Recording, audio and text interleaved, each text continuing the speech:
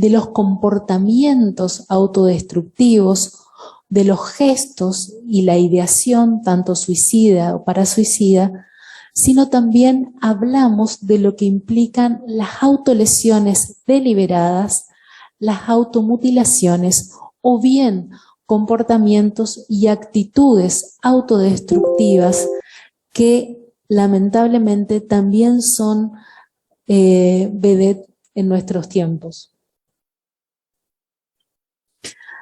Si hablamos de lo que implica el suicidio específicamente, hablamos de un acto definido, tomado voluntariamente por esa persona con el objetivo de ir contra sí mismo y terminar con su vida. De alguna manera, la persona que tiene la ideación, y vamos a ir viendo en la jornada con las distintas diapositivas, hay un proceso de elaboración de esa decisión que viene desarrollando de manera silenciosa muchas veces, pero que justamente es la oportunidad con los signos, con síntomas, con situaciones que van a ir rodeando a esa persona, la oportunidad de la intervención que ayuda y que da otras herramientas.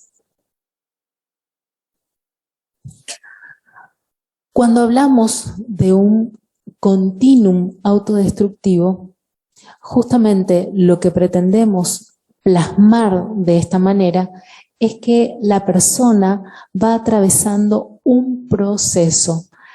Nadie despierta de un día para el otro con la idea de terminar con su vida, de herirse o de dañarse, sino que es el resultado de un proceso con distintos factores que vamos a ir viendo también, que de alguna manera van contribuyendo a que en ese proceso de toma de decisión la persona vaya pensando en la muerte como una opción. Por un lado, tenemos como primer paso o como primeros pasos de este proceso la ideación suicida, es decir, los pensamientos que denotan el deseo de morir. En ese sentido, esa ideación puede aparecer sin un método específico o también con un método específico. De alguna manera esa ideación, cuando va tomando fuerza, por decirlo así, o cuando se va consolidando en el tiempo y sin intervención oportuna, puede aparecer desde una idea, ¿sí?, hasta lo que implica la planeación del método y del momento, es decir, el método específico y la planificación del evento.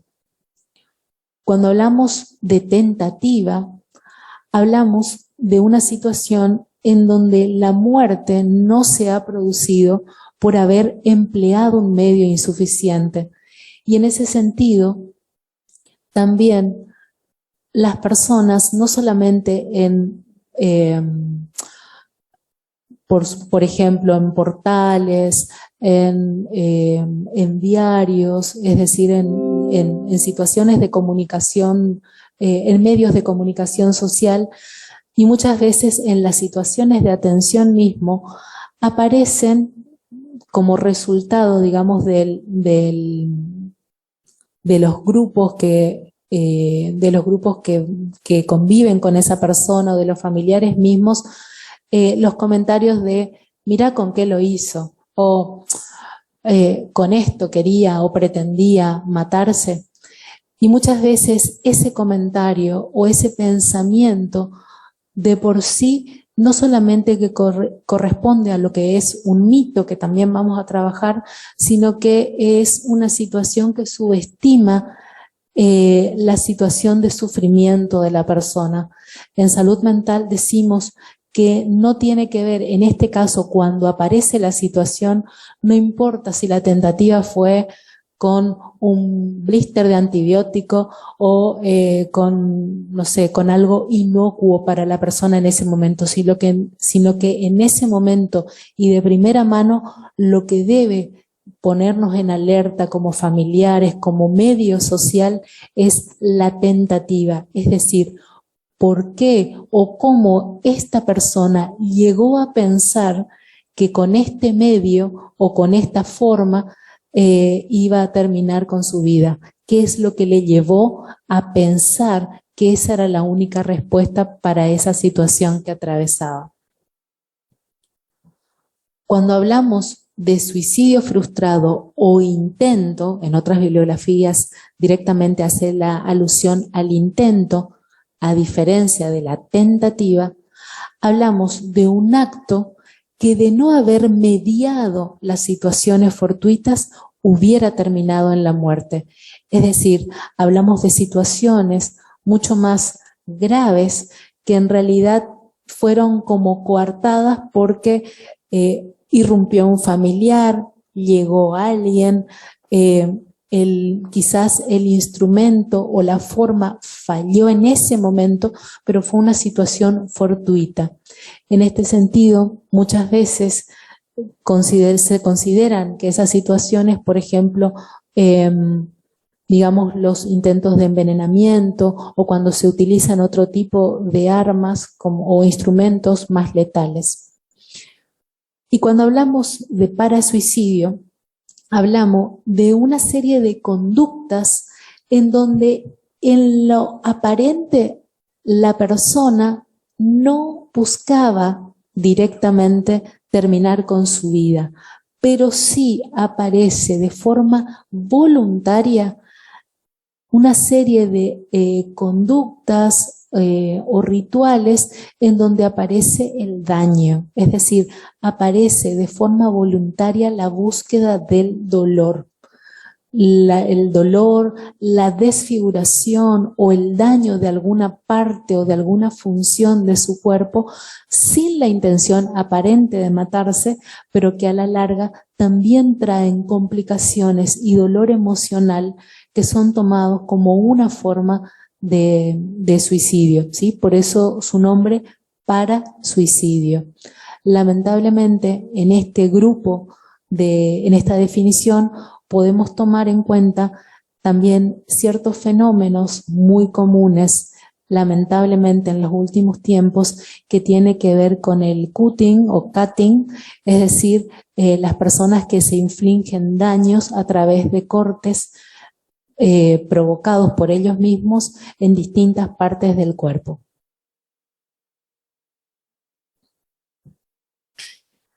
Y así llegamos a lo que implica la vivencia suicida. ¿Por qué es importante explicitar y hablar de lo que implica la vivencia suicida? Justamente como una forma de ver y tener en cuenta que es un proceso complejo. Y en ese sentido también, desde lo que implica la Dirección de Salud Mental y Adicciones y del programa Por la Vida, que es el programa que dentro de la provincia de Corrientes tiene justamente como misión y visión trabajar desde el abordaje integral, no solamente dando herramientas, sino también interviniendo en distintos momentos de la situación como es la posvención, es decir, las intervenciones ocurridas después de un hecho de muerte. La intención es mostrar que el proceso de toma de decisión de una persona que decide terminar con su vida no es a raíz de una sola cuestión, no es como muchas veces los medios de comunicación con los que también se trabaja de forma continua en la psicoeducación y en brindar las herramientas para una comunicación responsable. Nunca hay que escribir o poner o adjudicar que la persona terminó con su vida porque se peleó con la novia, porque se peleó con el novio, porque perdió el trabajo, sino que en realidad esa vivencia suicida es un proceso complejo y tiene que ver con la distinta sumatoria o interrelación de diversos factores que vamos a ver. En este caso, principalmente, y vamos a empezar, por decirlo así, con uno de esos sectores que están ejemplificados en la diapositiva, que tiene que ver con la personalidad. Personalidad, estructura familiar, contexto y desencadenante son factores que interrelacionados en algún punto van a determinar, por decirlo así, sin la intervención oportuna o sin intervención externa, pueden llevar a este proceso de toma de decisión de quitarse la vida. Cuando hablamos de personalidad, hablamos de personalidades con este tipo de características. Personas que pueden ser inflexibles o con rigidez, es decir, que les cuesta poder pensarse o pensar o posicionar su pensamiento de otra manera. Impulsividad, ausencia de reflexión o de planificación, apatía o pesimismo, personas con desesperanza, con falta de habilidades sociales o en realidad con sentimientos de que no tienen habilidades sociales cuando en realidad estas, y vamos a ver también, son habilidades que se forman a lo largo de toda la vida. Tiempo libre mal empleado, ambiciones, perfeccionismo, personas con un alto nivel de autocrítica, personas que rechazan recibir ayuda, estar expuesto a suicidios en el entorno inmediato, pero ojo, no tiene que ver, y esto lo vamos a ver también en referencia a lo que implican los mitos, no tiene que ver con que esto que aparece muchas veces como nombrado, mencionado, el suicidio es hereditario. No, no es así, no se hereda, pero sí tiene que ver la ocurrencia de suicidios de alguna manera y sin intervención oportuna o eficaz pueden tener que ver con la aparición de determinadas situaciones, como bien lo estamos viendo en la personalidad, que lleven a un proceso de toma de decisión nefasto. Personas que son excesivamente dependientes de otras personas, de relaciones y por supuesto la existencia de patologías mentales. Pero ojo, también con la salvedad, que haya un suicidio no significa, o que haya un intento de suicidio no significa que es porque hay exclusivamente una patología mental. Existe un porcentaje en donde pueden coexistir, en otros no. La estructura familiar. Todas las personas nacemos en un núcleo, que es la familia. Y eso no tiene que ver solamente con relaciones consanguíneas, sino también con relaciones sociales, afectivas, de normas, de sanciones, de permisividad o de prohibiciones, que en ese interjuego todas las familias van creciendo. Ahora, existen familias en donde en donde algunas patologías o algunas disfunciones van a hacer que esto también influya en esa toma de decisión nefasto. Por ejemplo, las familias rígidas, ¿sí?, cuyas normas o límites son rígidos en cuanto a los miembros o la misma situación familiar. La ausencia, por otro lado, la ausencia de límites adecuados, la falta de afectividad entre los miembros en cuanto a comunicación y demostración, las dificultades graves en la relación de pareja que también influyen en cuanto a lo que implica la demostración del afecto o de los límites, que exista alguna enfermedad física o mental en alguno de los miembros de la pareja o en alguno de los miembros de la familia, si existe maltrato o abuso, que hayan secretos familiares, que hayan familias que sean afectivamente distantes o también que hayan familias aglutinadas, es decir, familias en donde esta cuestión de separación de los límites, de roles y de funciones estén, digamos, como diríamos los correntinos, en un gran embolleré, sin poder diferenciarse lo necesario de cada uno.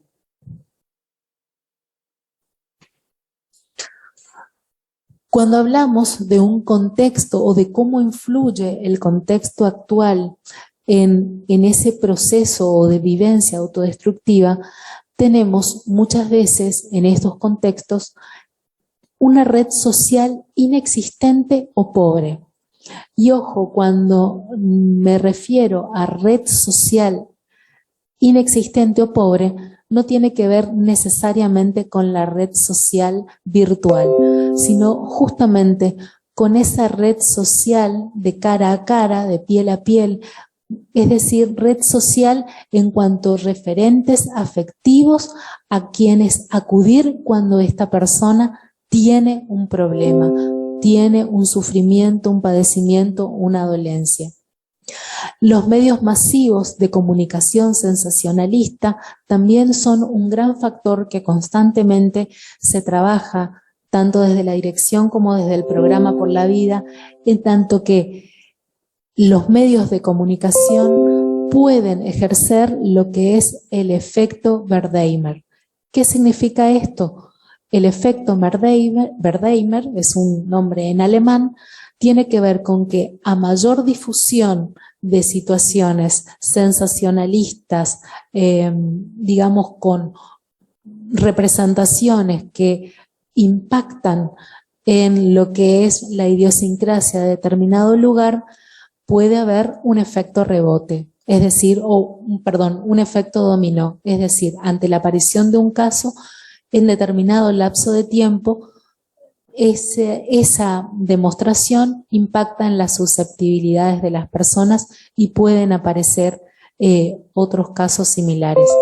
Por eso, el intento siempre de hacer psicoeducación o de dar herramientas para la comunicación responsable de la noticia, tanto desde la Organización Mundial de la Salud como, digamos, como organización marco mundial por el cual todos los países y por ende provincias y programas seguimos esas recomendaciones, tiene que ver, por ejemplo, con que no publicar fotos en donde se alude directamente a armas de fuego o a, digamos, a personas con sangre o directamente fotos de la situación si ocurrió, porque eso implica de alguna manera un sensacionalismo que en realidad no provee herramientas de protección o herramientas que ayudan a las personas, sino más bien que dañan e impactan susceptibilidades. También existen, dentro de lo que implica el contexto, escuelas o instituciones que pueden aparecer como poco contenedoras o expulsoras. Han habido experiencias, hace mucho tiempo atrás, de situaciones ocurridas en donde, por ejemplo, hubo un hecho, una situación y ocurrida con una persona y al día siguiente todo sigue igual, hay que retomar las actividades. Situaciones de esta manera en donde no se puede elaborar de forma conjunta la situación o el proceso de duelo, o no se puede hablar de lo que implica el sufrimiento acontecido, digamos, son también situaciones en donde hay un riesgo que es importante ver y actuar. Como también instituciones o lugares en donde esa rigidez o poca contención no ayuda a que la comunidad pueda hablar de eso que le pasa dentro de esa internamente, ¿sí? Es sentido inclusive como con miedo o con, digamos, con el fantasma de que puede quedar afuera. Las crisis económicas, la desocupación, la inseguridad laboral en muchos sectores, y por supuesto también la falta de los valores religiosos, espirituales o valores humanos son las distintas situaciones que hacen a que el contexto pueda ser un factor importante también a la hora de pensar esta vivencia autodestructiva. Y como último factor, tomen en cuenta que he nombrado a todos, a la personalidad, a la familia, al contexto y como último al evento desencadenante. Usualmente, ¿qué es lo que primero pensamos cuando ocurre un suicidio? El evento desencadenante, sin tomar en cuenta todo lo que implica el proceso o los elementos que hacen al proceso anteriormente. Como eventos desencadenantes podemos tener la muerte del ser querido, una ruptura sentimental, la pérdida del estatus económico, el fracaso escolar, las catástrofes naturales que pueden aparecer, las crisis de espiritualidad y el diagnóstico también de una enfermedad terminal.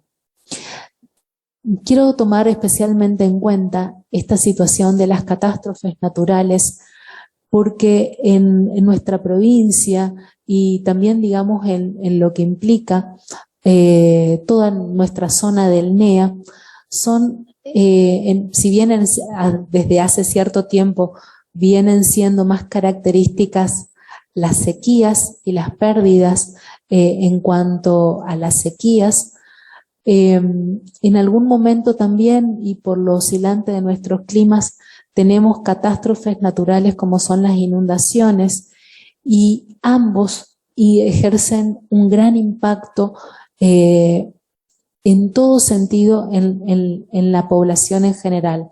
Y esto también es una situación a tener en cuenta y a abordar desde todas las agendas, no solamente como cuestiones económicas y materiales, sino también que toda planificación eficaz debe incluir lo que implica la salud o el padecimiento mental ante estas situaciones. Por eso se dice que esa dialéctica suicida o la dialéctica que implica el pensar en la muerte o el pensar en la vida y cómo seguir viviendo, ahí se instala en muchas ocasiones ese pensamiento o esa idea que hace al suicidio. Por eso se dice, y desde la dirección lo pensamos, por eso siempre las capacitaciones y el abordaje, el suicidio se puede prevenir, pero para eso es importantísimo, no solamente tener las herramientas, sino también el abordaje integral e intersectorial que implica poder trabajar tanto en los factores preventivos como también en los factores de riesgo que pueden aparecer. Y por eso, así como veíamos el continuum autodestructivo, esta vivencia de alguna manera se va gestando. Y en esta gestación como proceso es importante, este autor, Poldinger, lo toma como en 3 fases, en la cual muchas veces cuando desde los equipos de intervención se hace la posvención, es decir, la intervención ocurrida después de un hecho trágico, se ve en esa reconstrucción cómo la persona de alguna manera, contando el tiempo, la situación ocurrida y hasta 6 meses atrás, de alguna manera lo fue atravesando estas etapas o estas fases de alguna u otra manera. En la fase de consideración, las personas se aíslan, hay noticias de alguna situación que puede aparecer como un evento desestructurante, o también aparecen justamente como estos eventos desencadenantes que de alguna manera van a estar impactando en la persona. Luego aparece la fase de ambivalencia, y en ese sentido es importantísimo que cada vez más personas lo sepan y tengan a mano no solamente la importancia de los servicios de urgencia, sino también los teléfonos de intervención en crisis, o bien los lugares en donde hay atención, orientación, asistencia de profesionales de salud mental para poder acompañar a las personas que atraviesan por situaciones difíciles, por situaciones de crisis negativas. En este sentido, es muy importante justamente la existencia no solamente de los recurseros en las instituciones, sino que las mismas personas sepan que pueden contar con esos servicios a los que pueden acudir.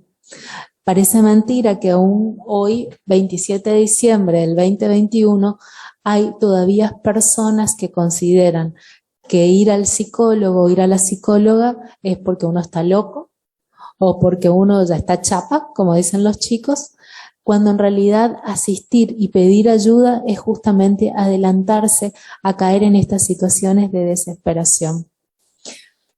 Y por último, la fase de decisión, donde muchas veces las personas llegan a esta fase sin haber recibido ayuda o sin poder acercarse a un dispositivo de asistencia, orientación, en donde la persona, si aparentemente antes estaba con un cuadro negativo, triste, depresivo, aparece milagrosamente, digamos, como bien, como que se recuperó, y en muchos casos aparece no solamente las situaciones de testamentos, de deseos escritos o comentados, sino también los momentos de desprendimiento de objetos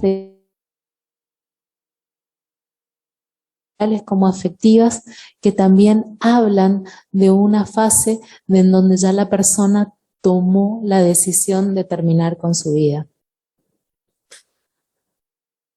Dentro de lo que es justamente los síntomas o evidencias de esta intención suicida, en esta fase, por decirlo así, de decisión, tenemos personas retraídas, en donde han perdido el interés en amigos o parientes, hay pérdida de interés en lo que es el estudio, los pasatiempos o actividades que usualmente la persona realizaba, insomnios desusados o seguidos de melancolía, o bien también en un polo totalmente opuesto, personas que tienen largos periodos de sueño, la pérdida repentina o inexplicable del apetito o del interés en los demás, el interés llamativo con respecto a la muerte o en compras de objetos que de alguna manera tienden a la muerte, como ser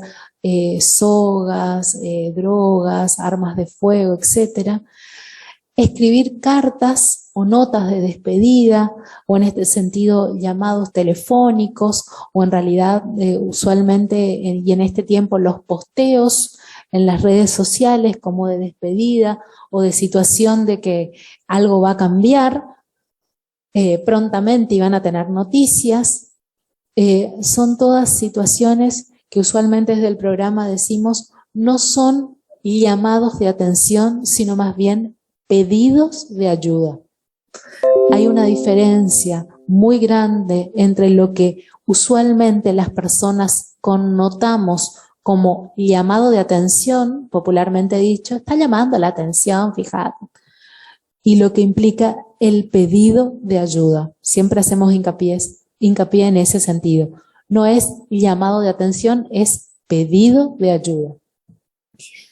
Y especialmente la aparición de 3 síntomas o de 3 signos que aparecen en las personas que tienen que ver con el desamparo, la desesperanza y la desesperación. Parecen parecidos, valga la redundancia, pero no lo son. El desamparo es sentir que nadie me protege, no tengo a quién acudir. La desesperanza es no tengo futuro, no tengo a qué aferrarme, y la desesperación no puedo más. Es decir, la aparición de estos síntomas, de estos signos, son una situación en la que hay que intervenir. Hay un pedido de ayuda ahí. Los sentimientos que aparecen en las personas, tristeza, depresión, soledad, sentirse indefenso, desesperanzado, despreciable, es decir, ¿para qué? ¿Quién me va a querer? ¿Para qué estoy? Y los pensamientos que muchas veces inclusive aparecen como enunciados en las personas: desearía estar muerto, no lo soporto más, no puedo hacer nada, soy una carga, soy un perdedor, otros van a ser más felices sin mí, soy una carga para mi familia, soy una carga para los otros, ¿por qué pierden el tiempo conmigo? ¿Sí? Sentimientos y pensamientos que muchas veces se hacen audibles. Por lo tanto, todo factor de riesgo que se escucha, se ve, se siente, es importante intervenir. Un factor de riesgo es toda circunstancia o situación que aumenta la probabilidad de que esa persona pueda cometer el suicidio. Y por eso es importante saber que no son, por eso nos tomamos el tiempo de explicar lo que implica este proceso de toma de decisión o este proceso de decisión de lo que implica el suicidio. Los factores en sí no son la causa, pero asociados con los eventos pueden estar aumentados en las personas. Y por eso son un factor o una probabilidad medible que es importante intervenir en esa situación para poder ayudar, aportar a ese abordaje integral, no solamente de salud, no solamente de educación, no solamente de la justicia o de la seguridad, pero constituyen un factor que es importante intervenir para aportar a esa solución. Cuanto más se conoce ese factor de riesgo, mejor se puede definir la acción preventiva. Porque si solamente trabajamos la personalidad, pero no se abarca la estructura familiar, no se abarca el contexto, no se abarca o se trabaja lo que es el evento desestructurante para esa persona, en realidad siempre vamos a estar en falta con algo que nuevamente puede servir para nuevamente iniciar el proceso destructivo. Por eso es importante pensar también en esos factores de protección. Y cuando hablamos de factores de protección, hablamos no solamente de los recursos personales, sino también familiares, sociales, del contexto, que pueden atenuar o neutralizar ese impacto de riesgo. Y para eso hablamos de las redes de contención. Y no solamente de las redes de contención familiares, sociales, institucionales, sino de todas esas redes trabajando en articulación para ese abordaje integral. Como ven, no es un proceso unicausal, es un proceso complejo y que necesita del trabajo articulado y el compromiso de todos los sectores para realmente promover la salud y prevenir el riesgo, que era lo que hablábamos. Por eso una primera aproximación tiene que ver con los primeros auxilios psicológicos o los primeros auxilios emocionales. También lo van a encontrar en distintas bibliografías. Y básicamente, ¿qué tiene que ver o qué implican estos primeros auxilios emocionales o primeros auxilios psicológicos? Con la intervención de una escucha oportuna, sin enjuiciamiento, sin sobreestimación ni sin subestimación, para que la persona pueda empezar un proceso de recuperación de esa situación o de ese evento desestructurante o desencadenante que lo pone como en una situación especial de crisis o jaque, y poder prevenir la aparición de síntomas que pueden cronificarse en el tiempo. Es decir, el fin último de estos primeros auxilios emocionales va a tener con dar o brindar herramientas para que esa persona pueda reorganizarse o poder empezar a restablecer este equilibrio emocional que muchas veces aparecen con los eventos desencadenantes, pero como vimos, es el resultado de un proceso nefasto en donde intervienen no solamente la personalidad, sino también la estructura familiar en donde deviene como persona, como sujeto, y también el contexto en el cual habita. Por eso decimos siempre como una regla básica que estos primeros auxilios emocionales tienen que ver, yo siempre digo, con una regla memotécnica básica. ¿Vieron de un tiempo a esta parte todos necesitamos las pilitas chiquitas para los controles de la televisión, del aire acondicionado, etcétera? Las 3 pilas chiquitas, digo yo, la AAA. Ayuda, apoyo y acompañamiento. Los primeros auxilios emocionales tienen que ver con esta AAA. Ayuda, apoyo y acompañamiento. ¿Qué es lo que primero tenemos que hacer o si queremos abordar desde los primeros auxilios emocionales este proceso de ayuda, apoyo y acompañamiento? Primero que nada, no ignorar la situación que esta persona atraviesa, no ignorar la situación cuando alguien comienza a hablar. Conseguir un sitio adecuado. Ojo que cuando decimos un sitio adecuado, no necesariamente cuando esta capacitación la hacemos tanto con personal de salud, personal de fuerzas, o personal de educación, no decimos encerrar en un consultorio, en un salón, en una dirección, sino simplemente un sitio adecuado. El sitio adecuado puede ser un patio lleno de gente, pero en donde yo me aparto a hablar con esta persona y donde mi lenguaje verbal y no verbal tiene que ver con que la persona pueda decodificar que está siendo escuchada, está siendo tenida en cuenta, está siendo atendida. Porque yo puedo estar con esta persona en un consultorio, en una dirección, en un salón, pero la persona está enfrente mío y yo estoy revoleando el ojo por encima de la ventana, al celular, al reloj o a la hora que me tengo que ir y ya se terminó. Eso no es el sitio ni el tiempo adecuado.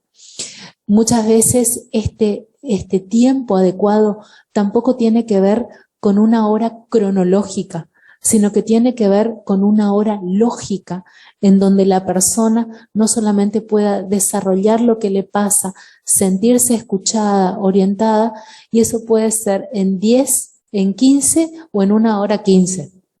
Es el tiempo lógico en donde yo necesito brindar y que el otro sienta que me brindo. Escuchar atentamente, permanecer calmado, con un contacto empático. Hay muchas personas que en esta capacitación o cuando se hacen los entrenamientos de primeros auxilios emocionales piensan que no los van a poder brindar porque son personas que habitualmente son muy emotivas, muy gesticulares, aparecen, digamos, comunicando no solamente con la voz, sino también con los gestos, con las manos, con la cara, con las expresiones faciales. Y en este sentido, siempre desde la dirección y del programa decimos, esto se entrena, esto se adquiere. Sí es importante algo primordial que es querer hacerlo. Lo demás se va adquiriendo con la práctica. Los mensajes verbales de aceptación, de respeto, no centrarse, y esto es también una regla fundamental dentro de lo que ahora vamos a ver como lo que no hay que hacer, no centrarme en lo que yo pienso, en lo que a mí me pasó y en la historia que yo tengo por contar, sino centrarse en el otro, en los sentimientos y en la historia de lo que la otra persona va contando. Importantísimo preguntar sobre los intentos previos o si hay un plan suicida. Esto también ahora lo vamos a ver junto a la diapositiva en donde aparecen los mitos. Es un mito decir no hay que hablar, no hay que preguntar. No, hay que hacerlo. Hay que hacerlo. No se estimula ni se invita a nadie a hacerlo si se pregunta. Al contrario, la persona que es preguntada puede explayarse, puede sacar afuera eso que está sufriendo, que está padeciendo, y es una oportunidad eficaz de intervención. Implicar a la familia siempre que estos sean contenedores, ¿sí? Contenedores que puedan acompañar, que puedan contener a esta persona que sufre. Si no, importante identificar otros apoyos. Habitualmente estos apoyos los conocemos como referentes afectivos. Pueden ser amigos, otros miembros de la familia, tíos, padrinos, madrinas, amigos de la familia misma, adultos responsables que puedan servir a los tanto niños, niñas, adolescentes u otros adultos jóvenes como un apoyo, acompañamiento o referencia en esta situación de crisis. Y por supuesto, si el riesgo es alto, ¿sí?, no dejar sola a la persona, no dejar solo o sola a la persona. Esto implica acompañar hasta el momento mismo en que venga el referente, la ambulancia o el que intervenga en esa situación. Y en todo momento poder mostrar apoyo y comprensión a la situación que está desarrollando o viviendo esta persona. ¿Qué es lo que no hay que hacer? Interrumpir con frecuencia, escandalizarse, emocionarse, llorar si el otro llora, retar o juzgar por el hecho o por el pensamiento o por el sentimiento, no dejarlo solo, minimizar el problema.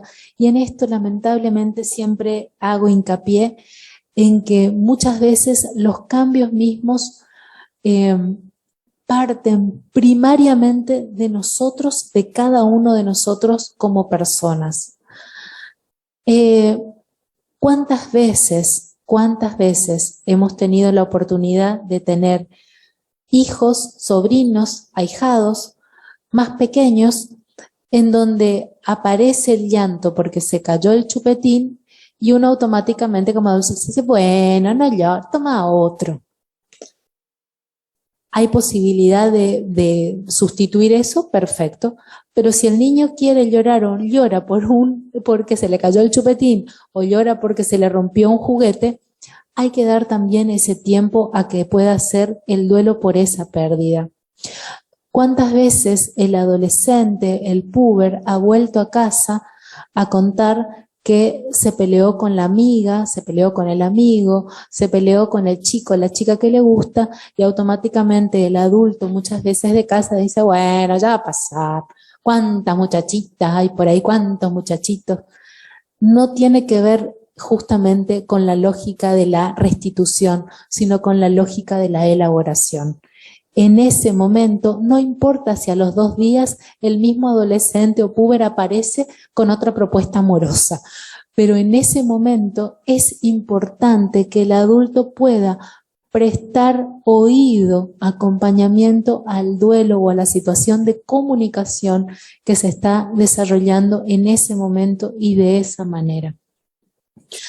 Nunca tender a predicar o dar consejos. Mira, yo muchas veces, y esto siempre soy como anecdótica, ¿Cuántas veces tenemos la amiga, nosotros, personas adultas o adúlteras, siempre digo, tenemos amigas, amigos, conocidos con situaciones de sufrimiento, ruptura sentimental? ¿Cuántas veces hemos prestado el tiempo y el oído para decir, si siempre pasa lo mismo, siempre seguís con esto, bueno, ya va a pasar? Cuando en realidad no sabemos si va a pasar, cuando en realidad no sabemos si esta ruptura sí es la definitiva o no, o cómo viene, digamos, funcionando esa lógica amorosa o esa lógica de pareja que muchas veces aparece tóxica ante nuestros ojos, pero el otro todavía no lo ve. No por eso tenemos que subestimar, no por eso tenemos que sobreestimar tampoco la situación como diciendo, bueno, ya va sana, digamos, sino brindar el tiempo y la escucha y sí el espacio para que el otro pueda expresarse sin que por eso lo tomemos, digamos, como a la ligera y brindando mi enseñanza, mi historia o mi experiencia como, digamos, la forma de solucionar el problema que le está ocurriendo al otro. Tampoco nunca jurar guardar el secreto. Y en este sentido es muy importante, no importa si es amigo, amiga o el conocido o la intervención que tuve que hacer en la calle, situaciones que aluden a la vida de la persona no son secreto. En consultas, ¿cuántas veces? Muchas veces dentro de la práctica clínica médica o dentro de las prácticas clínicas en general, aparece una persona diciendo, bueno, me pasa esto, así no puedo seguir más, o aparece inclusive con signos o síntomas de tristeza y llanto en una consulta, pero antes de terminar dice, bueno, pero ya me va a pasar, doctor, doctora, no se preocupe, o en las mismas conversaciones de amigas, bueno, ya va a pasar, no te preocupes. No, si aparece una situación en donde se alude a la muerte o a no soportar más o a no querer seguir viviendo más de esta manera, no se puede guardar el secreto. Es importante comunicar al referente afectivo o al familiar que pueda acompañar a esta persona. Tampoco dar recetas mágicas o rápidas, porque las situaciones de la vida cotidiana no son mágicas ni rápidas, y tampoco interrogar como policía, ¿sí? Este espacio de escucha con las personas se tiene que desarrollar, no como un interrogatorio policial. Y para este proceso de lo que es los primeros auxilios emocionales, tenemos 5 pasos, que en realidad estos 5 pasos son de alguna manera la sistematización de lo que venimos desarrollando. En el primer paso tenemos justamente esto que hablábamos como lo necesario de poder establecer el contacto, es decir, escuchar detenidamente, poder reflejar los sentimientos, poder brindar ese espacio y ese tiempo para que la persona pueda abrirse y contar qué es lo que le está sucediendo sin no creerle y sin juzgarle. En el segundo paso tenemos justamente el momento de poder conocer la dimensión del problema. Y para conocer esa dimensión del problema es necesario hacer preguntas abiertas, es decir, preguntar desde cuándo apareció esta situación o cómo apareció esta situación, no preguntas al mejor estilo noticieros amarillistas o sensacionalistas, entonces estás muy triste, ¿no? Entonces te sentís re mal, ¿no? Porque en realidad no solamente que esas preguntas no sirven para dimensionar el problema, sino que además hunden, digamos, en el sentimiento triste o lastimero a la persona y no le permite seguir expresándose. En el tercer paso tenemos el momento de pensar las posibles soluciones. Y en este paso es muy importante poder establecer prioridades, pensar con la persona cuáles son las situaciones de dificultades u obstáculos que en este momento atraviesa por esa situación de padecimiento. Y sí es muy importante, pensando justamente en estas primeras diapositivas que teníamos con respecto a las crisis, que este tiempo es necesario que transcurra. Es necesario que no todas las situaciones se solucionan rápida y mágicamente, pero sí es importante priorizar para establecer estos pasos para la solución. Porque, y en ese sentido, siempre pensando si ya hubo algún intento previo o si ya hubo la situación del plan suicida, desestimar la situación. Recordar siempre, y por eso está como enfatizado y en el verde la frase, que el suicidio o pensar en la muerte misma es una solución definitiva o aparece como una solución definitiva, es algo que no cambia ante situaciones que sí cambian, ante situaciones o problemas que usualmente son temporales, que son transitorios. En cambio, la muerte no.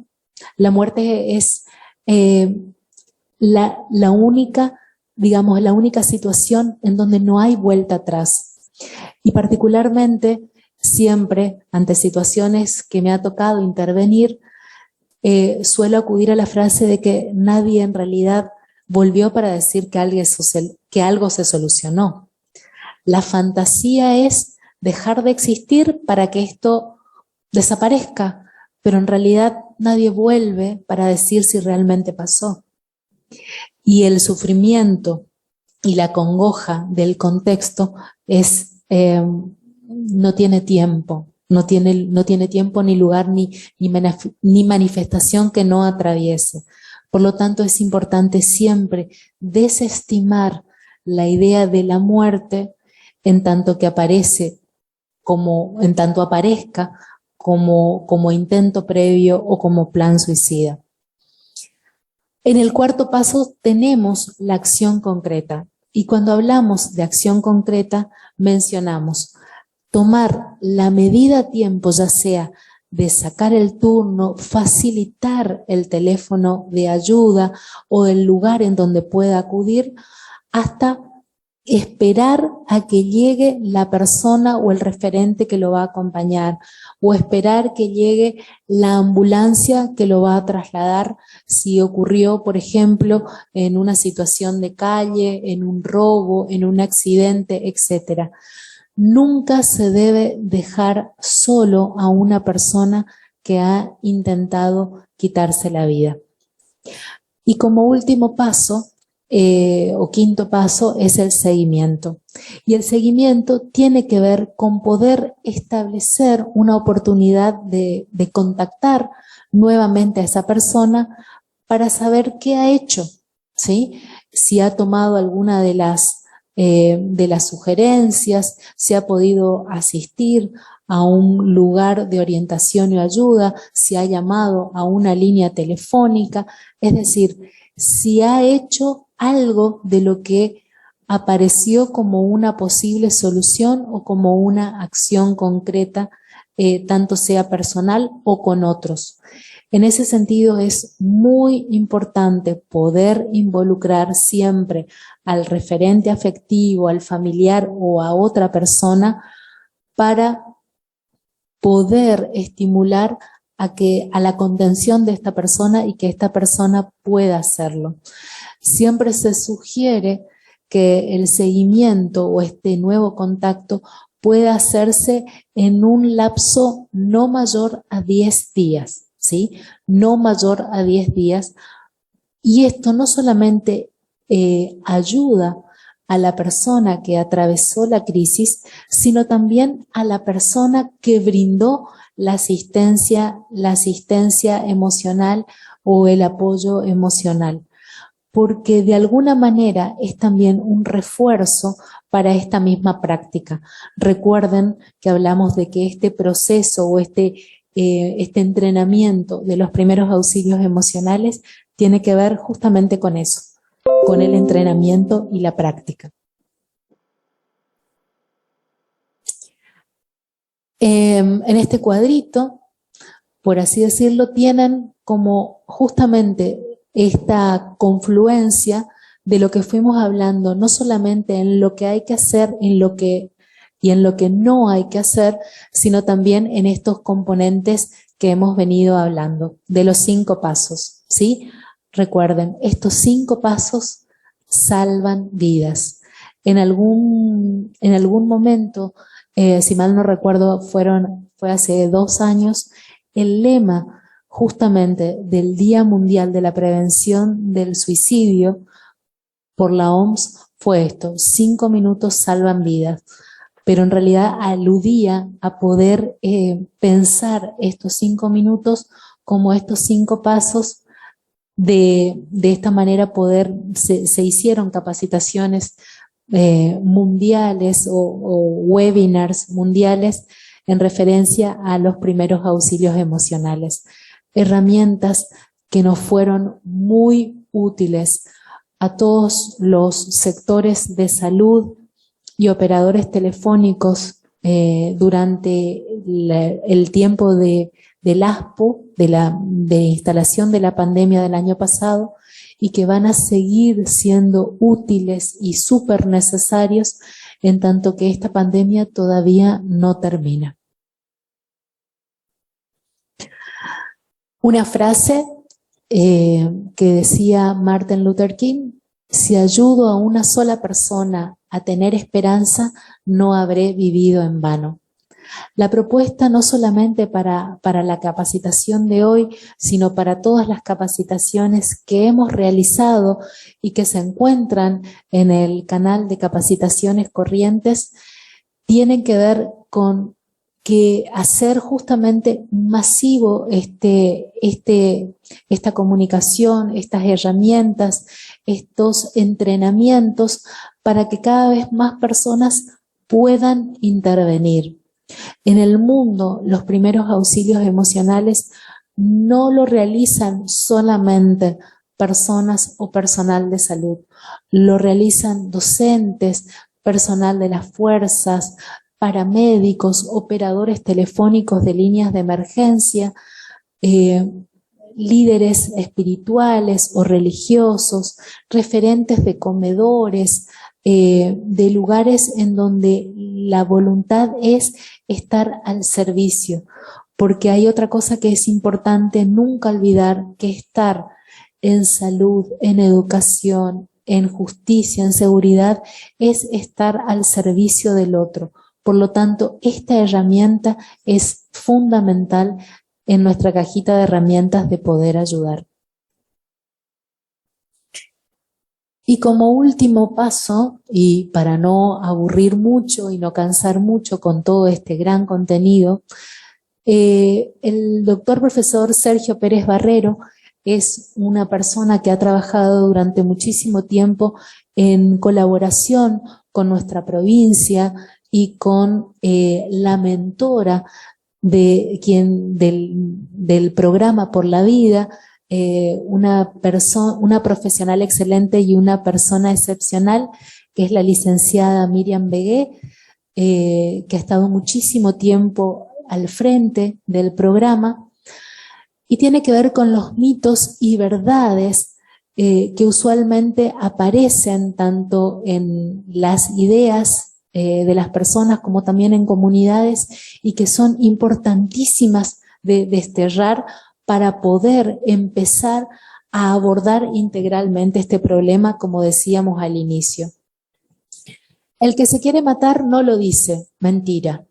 La persona siempre lo menciona, de alguna u otra manera, y eso lo fuimos viendo a lo largo de la presentación. ¿Los suicidas son enfermos mentales? No. Existe un porcentaje de personas con patología mental que pueden tener intentos, pero no todos los suicidas son personas con patología mental. El suicidio no se puede prevenir porque ocurre por impulso. No. Existen personas que tienen personalidades o tienen características impulsivas, pero, como vimos también, no es el único factor que tenemos que tomar en cuenta cuando vamos a pensar en la intervención oportuna. Preguntar a una persona sobre sus intenciones de matarse incrementa el peligro que lo realice. No, también hemos visto que hablar de la situación alivia o aliviana a la persona que está atravesando una crisis cualquiera sea ella.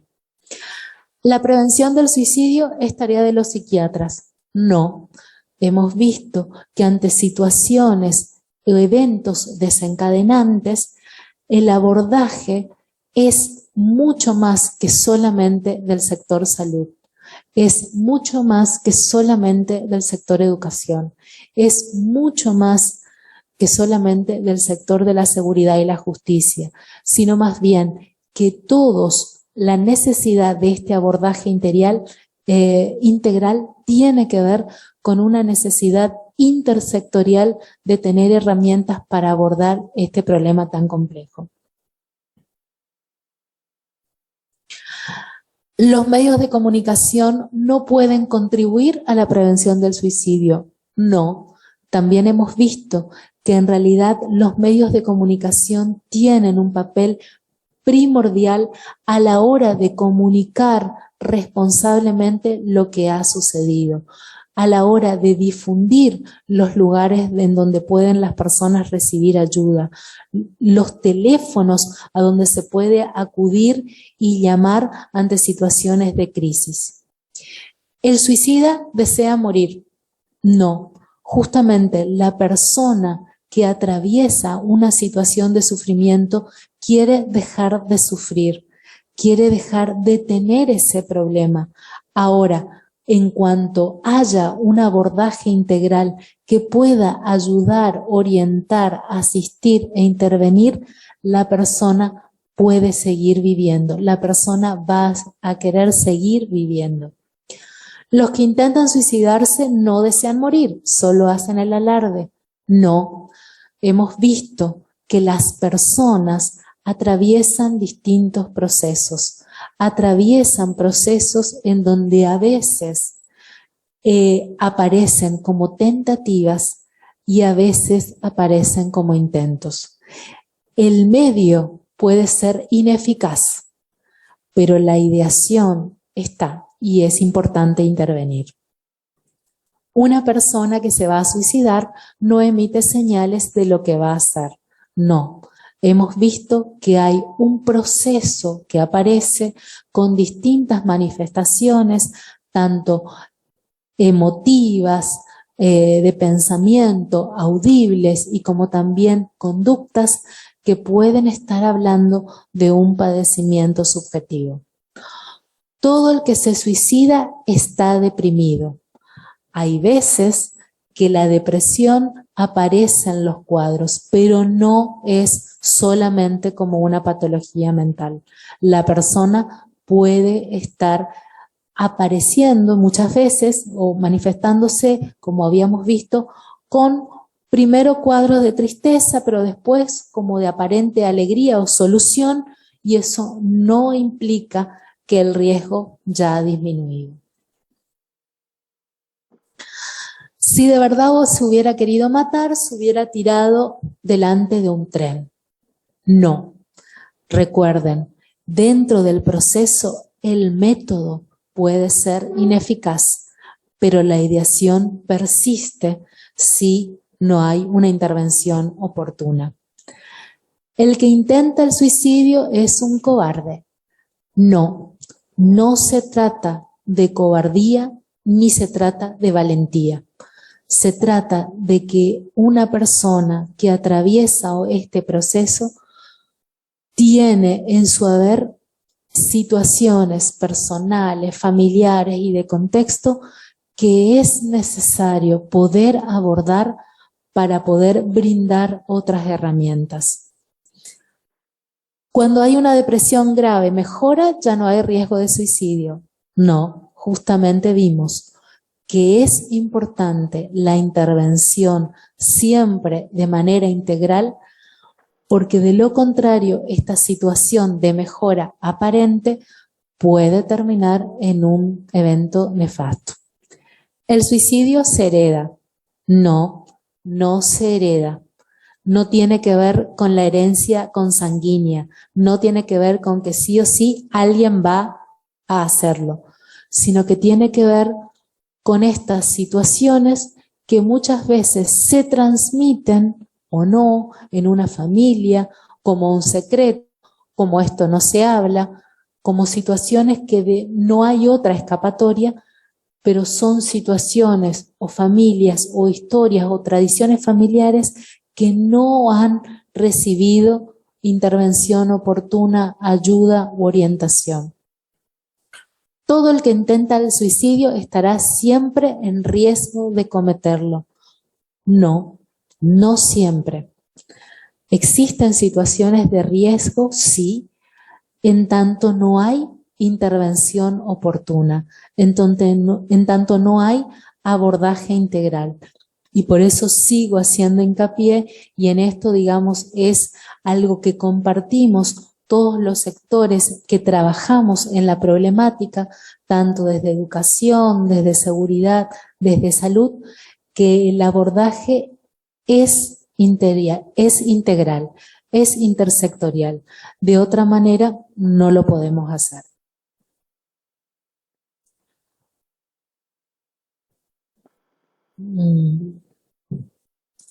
Y la última, bueno, esto ya lo habíamos hablado, el que intenta el suicidio es un valiente. No, no es valentía ni cobardía, sino no herramientas que es importante abordar.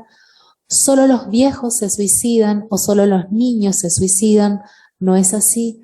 La problemática del suicidio atraviesa a muchos rangos etarios y no tienen que ver solamente con los extremos de la vida, pero sí es importante aclarar que existen factores de riesgo en todas estas etapas, que por eso, más que nunca, soy enfática y repetitiva, es importante abordar. Es importante trabajar en conjunto desde todos los sectores y en todos los niveles. Si se desafía a un suicida, no lo realiza. No, en realidad los desafíos tienen que ver, como decía en una diapositiva anterior, no tienen que ver con mencionarlo o no, instarlo o no, sino con poder brindar la escucha y el espacio oportuno para que esa persona pueda explayarse y ayudar a encontrar una posible solución, priorizando las situaciones, buscando una posible solución. Importante pensarse como partícipe y de que todos contribuyamos a este abordaje integral. Y esta imagen quizás muchas personas la conocen, es un cuento de un famoso psicólogo argentino, actualmente que trabaja en España, que a su vez también él cita este cuento de otras personas y tiene que ver con el anillo del rey. Dicen los que saben que hace mucho tiempo había en un lugar un rey que en realidad quería de alguna manera tener alguna herramienta para poder ganar las batallas y cuando las perdiera poder salvaguardar la situación, recuperarse prontamente.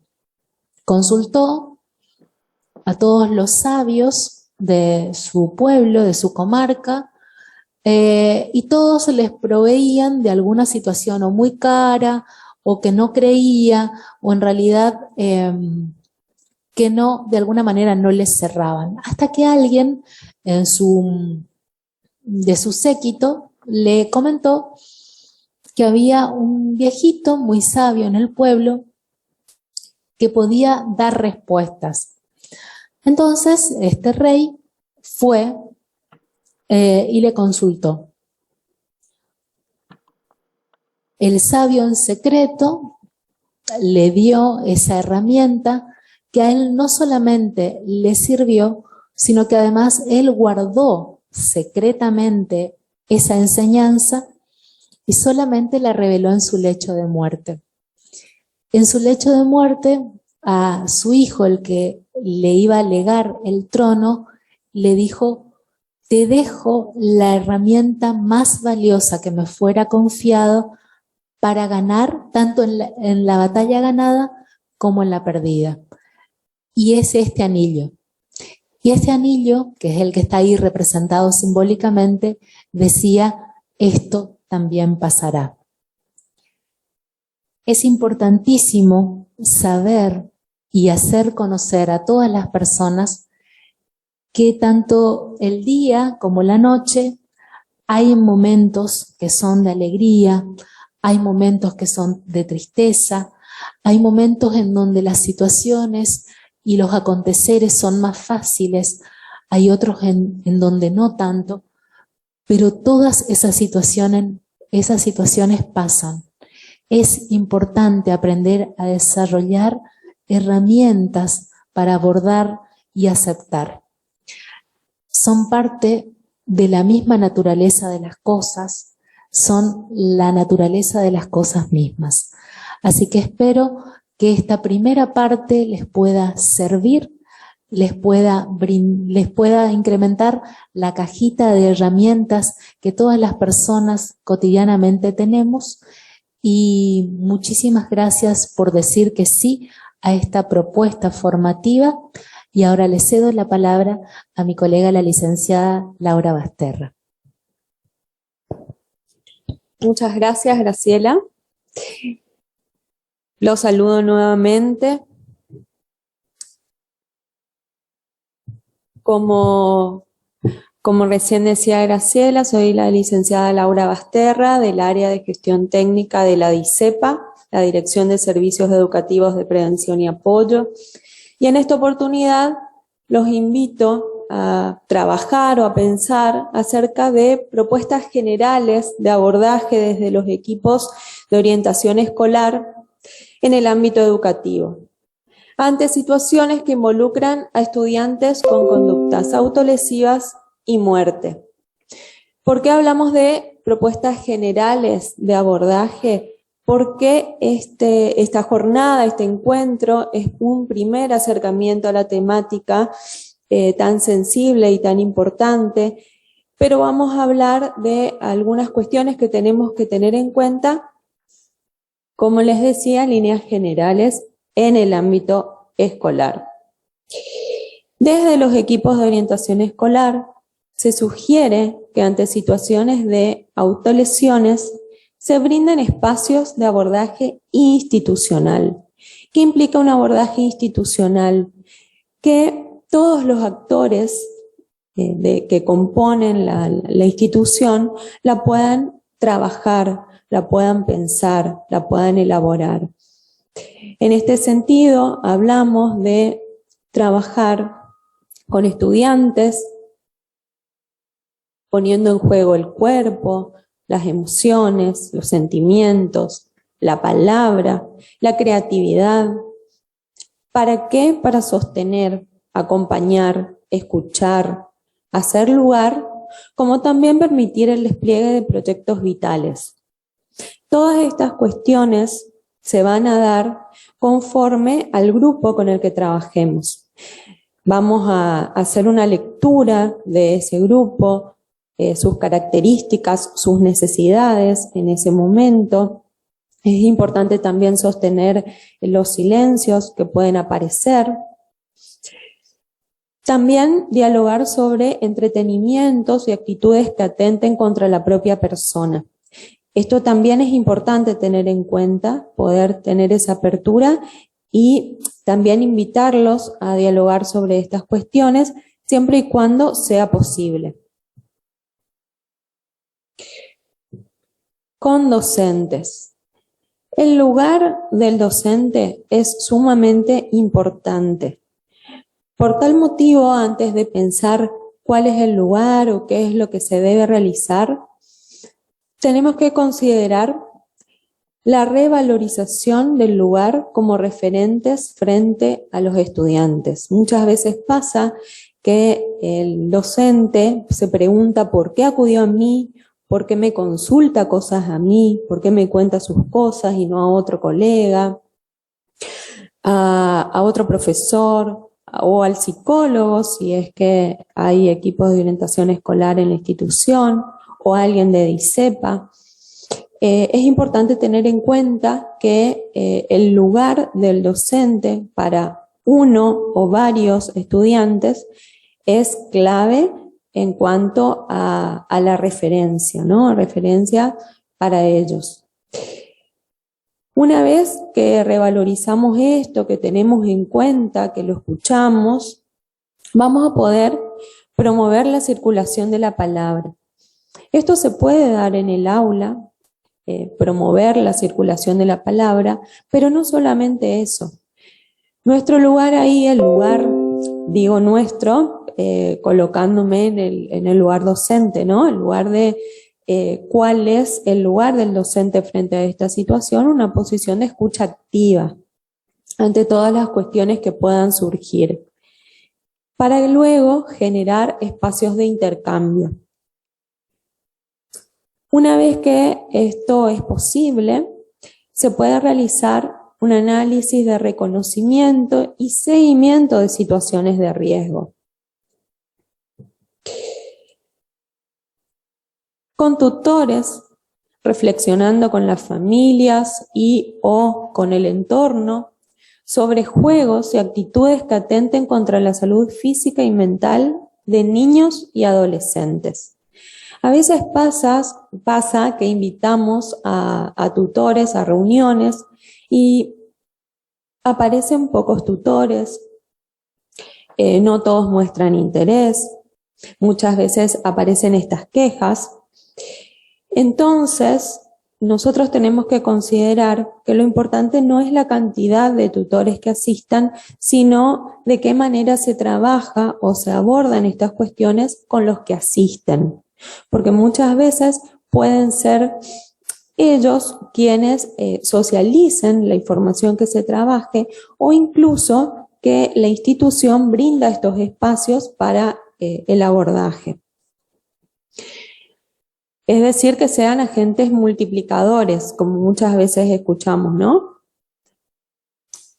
¿Cómo también podemos trabajar con tutores? Reforzando la importancia del rol adulto en el acompañamiento y la presencia permanentes. La presencia no significa el estar físicamente, sino que tanto niños como jóvenes puedan saber que pueden contar con ellos en el caso de ser tutores, de ser referentes para ellos, que pueden contar con ellos, que hay alguien del otro lado que puede escuchar sus demandas, que pueden contener en caso de ser necesario.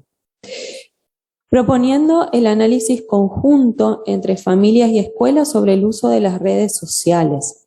Este es un punto que se colocó aparte porque sabemos que las tecnologías se renuevan permanentemente.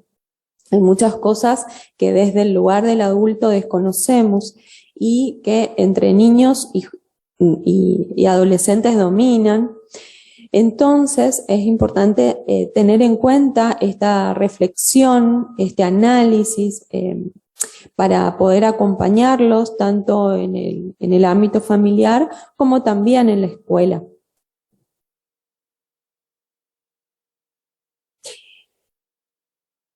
Si en la institución, en el ámbito escolar, en el establecimiento educativo, se nos presentan situaciones de intentos de suicidio, hay 3 puntos claves a tener en cuenta ante esta situación.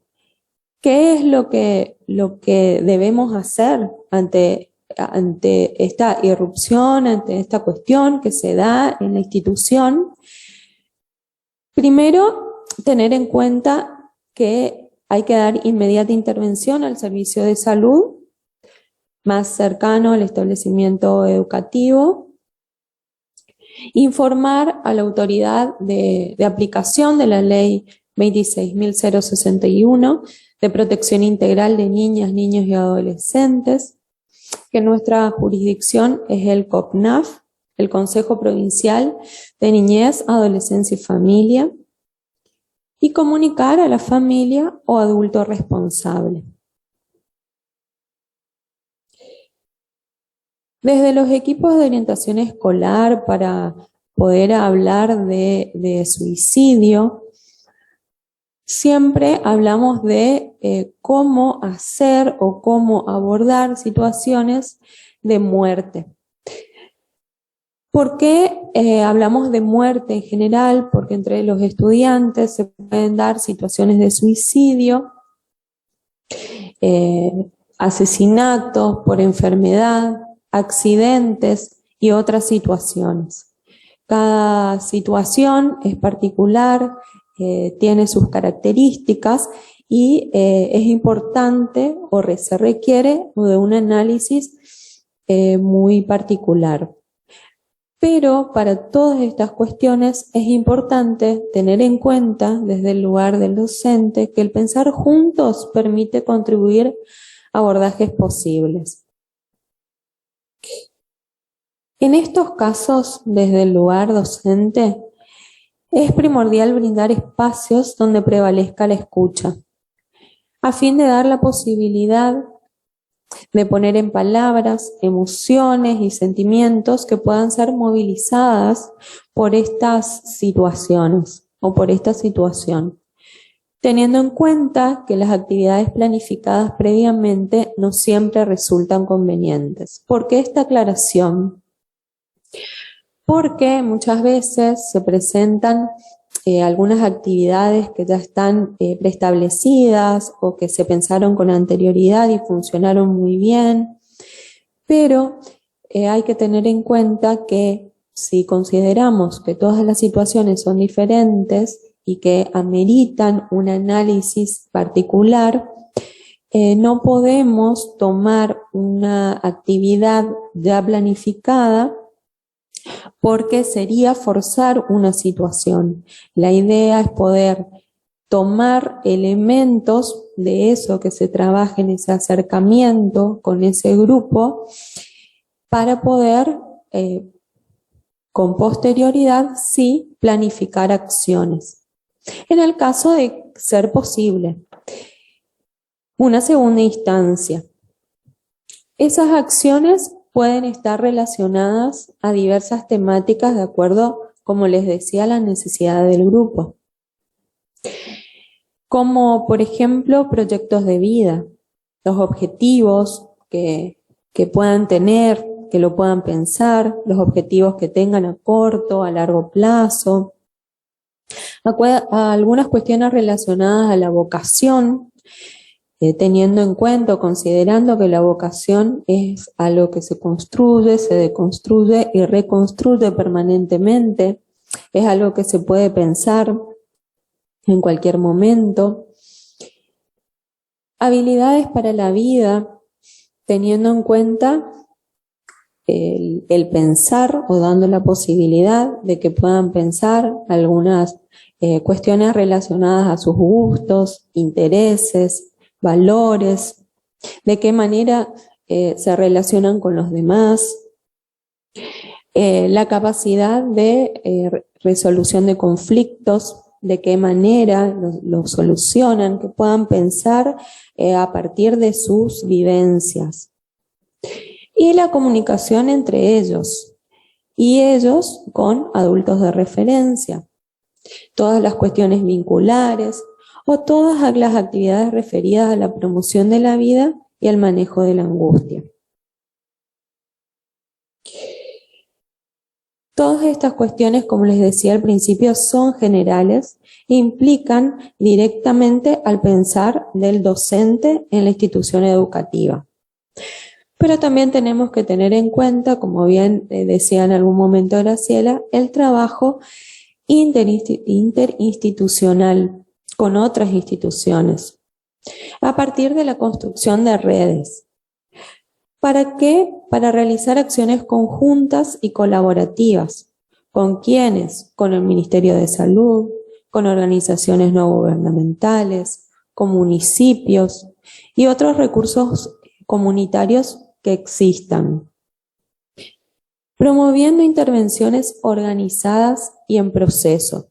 ¿Qué es lo que se propone siempre desde los equipos de orientación escolar? Que estas acciones puedan ser llevadas a cabo con una organización, un contacto, articulaciones que permitan realizar acciones, cada una desde su lugar, pero sin interponer acciones, sin llevar a la institución escolar contradicciones que puedan generar confusiones. Ahora los invito a que puedan soltar todo lo que tengan en las manos, incluso los libero de comentar en el chat, para responder algunas preguntas en función de su rol y función dentro de la institución escolar. Les voy a dar un momentito para que puedan ir pensando en respuestas, si es que las puedan dar, solamente para que las piensen. ¿Qué posibilidades de tramitar las situaciones angustiosas y de sufrimiento tienen hoy los estudiantes?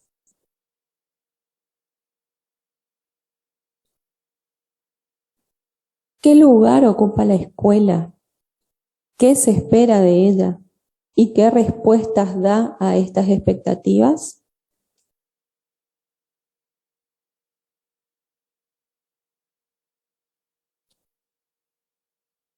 ¿Cuáles son las propuestas de la escuela y cuáles las de los docentes?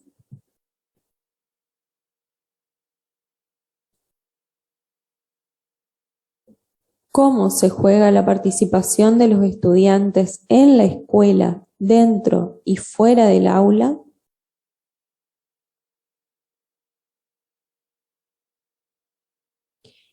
¿En qué clima institucional circula la información?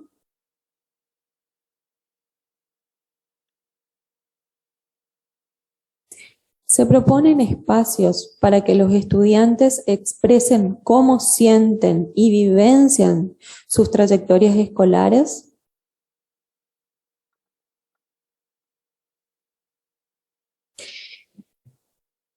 Si pudieron responder algunas de estas preguntas o todas, les permite tener una base o un acercamiento a un diagnóstico institucional para poder estar o sentirse preparados para abordar conforme a las sugerencias brindadas al principio.